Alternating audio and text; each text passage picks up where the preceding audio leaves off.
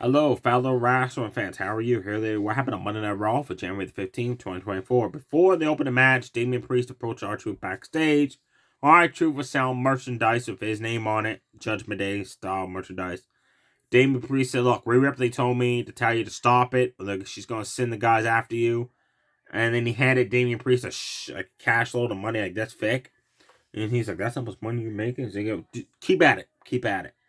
Then went to the ring. Dominic Mysterio, JD Madugo took on DIY. Tommaso Ciampa took again. This was one of the slowest paced matches I have seen yet. It should have ended 10 to 15 minutes before it did. Oh my god. Gargano, Madugo out wrestled each other amateur style. Madugo won it, so Gargano came off the ropes for her Corona. The Tommaso Ciampa did a corkscrew plunge on the outside. Dominic Mysterio.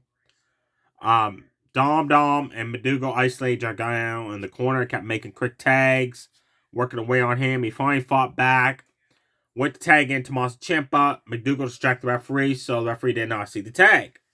So they isolated Gargano back in the corner, worked on him again. Again, he fought out of the corner, went to make the tag. JD Madugo this time pulled Tommaso Ciampa off the ring apron to the floor. Finally, Tommaso Ciampa got tagged in the match.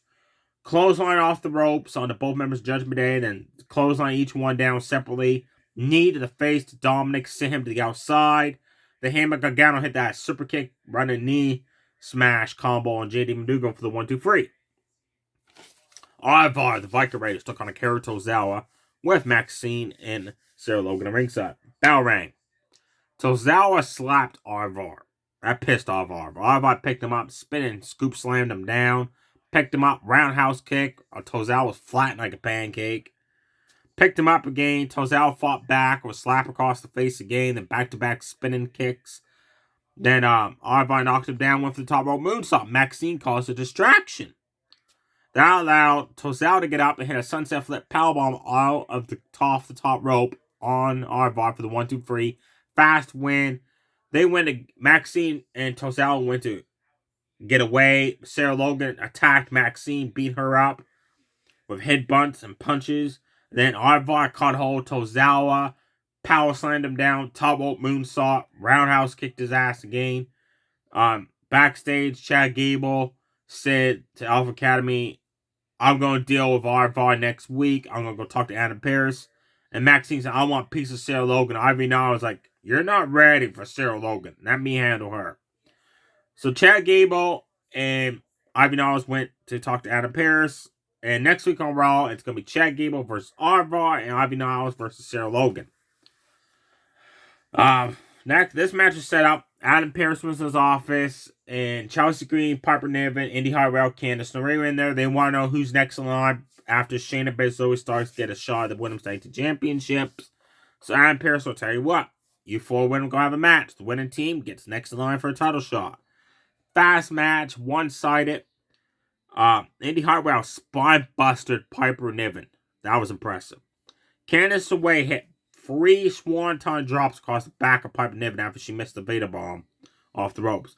The third one, when she went down with the swanton drop across the back of Piper Niven, she also delivered a cold breaker to Chelsea Green. Chelsea Green, during one point in this match, she ran and she stopped. So Indy Hartwell could trip her.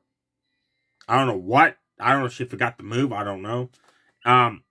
Fast match. Hartwell and Candice deliver a double team move on Chelsea for the 1-2-3. Miz and R-Truth took on Damian Priest and Finn Balor. Before the match, this was cool. R-Truth came out with Judgment Day, by the way. But he was like way behind them. They didn't know about it until afterwards.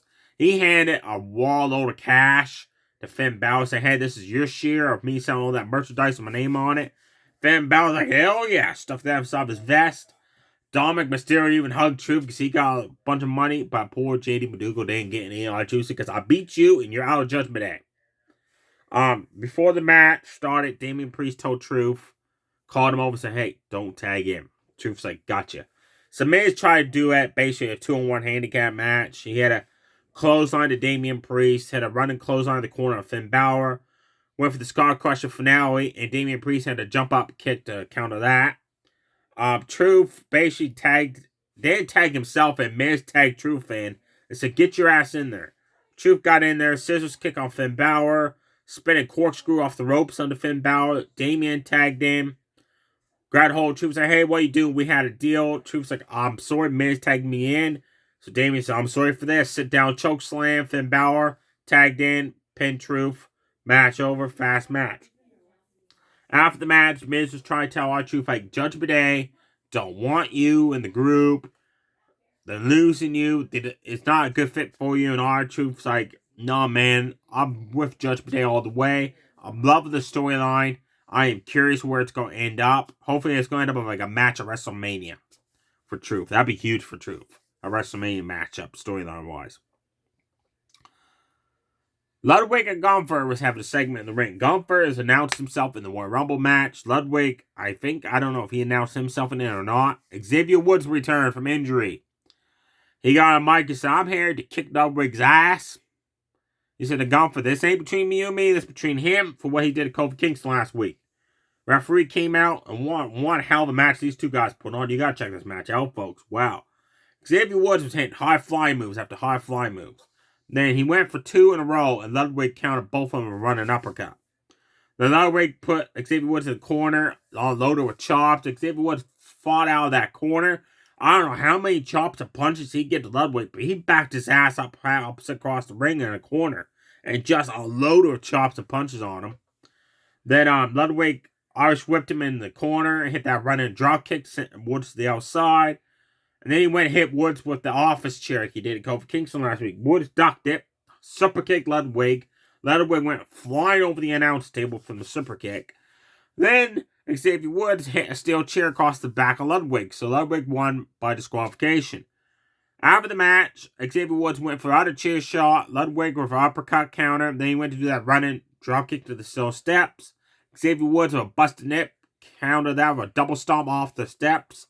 Then chased Ludwig through the crowd to the back, where Ludwig ambushed Xavier Woods, beat up on him until Jey Uso scared him off. Referees checked on Xavier Woods. Just checking here that. Oh, yes. Before the main event. Shayna Baszler and Zoe Starks took on Tegan Nox and Natalya. This was not a fast match. 4 of these matches were fast, I noticed. Because there was some talking, but like, Xavier Woods Ludwig, that was a good half-hour match. Same as Gargano, Ciampa against JD Madugo and Dominic Mysterio, but that was very slow-paced. Anyways, back to the match. Sorry there. Shayna Baszler and Zoe Starks isolated Tegan Nox, worked on her in the corner. Like, Shayna Baszler needed the guts. Zoe needed the guts.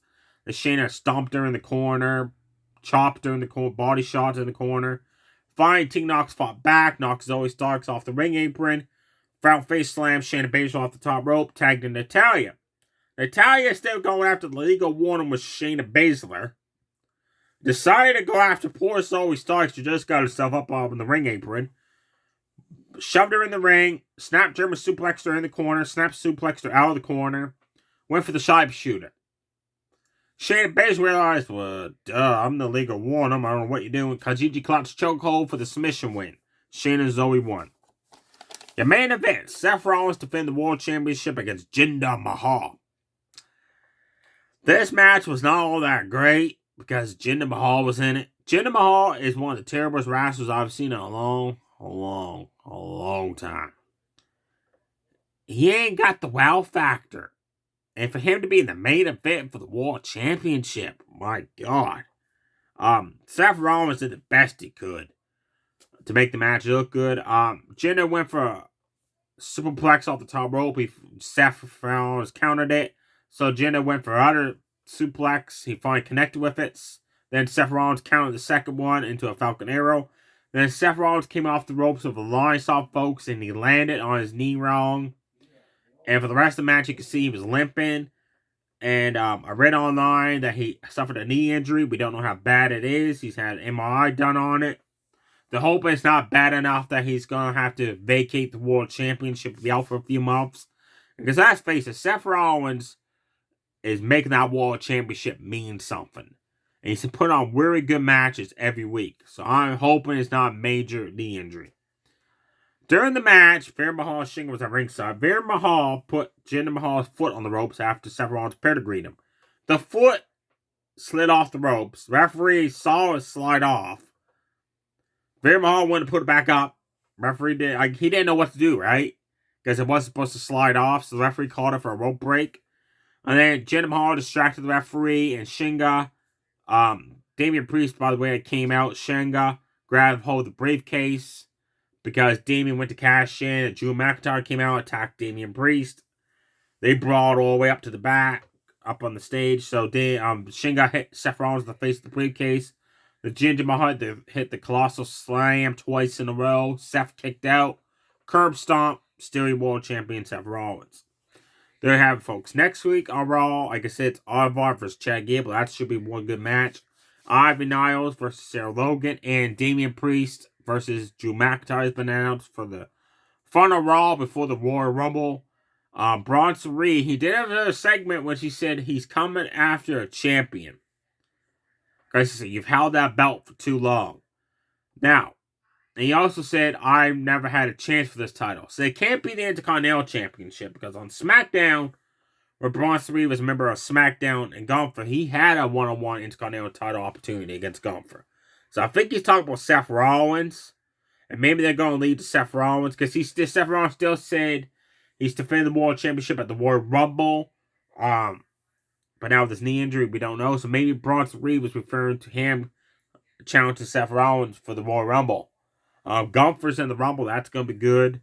There's a segment with Cody Rhodes and Drew McIntyre that started off Raw, which led to CM Punk is going to return next week to have a face-to-face with Cody Rhodes because of some of the stuff Cody Rhodes has said in the segment. It's going to be an action-packed Royal Rumble match, that's for sure, for the men's and the women's, but I'm curious who's going to win it.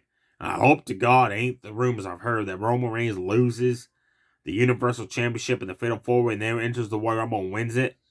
I don't want to see that. And then the other rumor I've heard is The Rock is training to enter the Royal Rumble. I don't want The Rock or Roman Reigns to win it. It's got to go to somebody like Cody Rhodes or somebody else to beat Roman Reigns at WrestleMania or to build someone new up.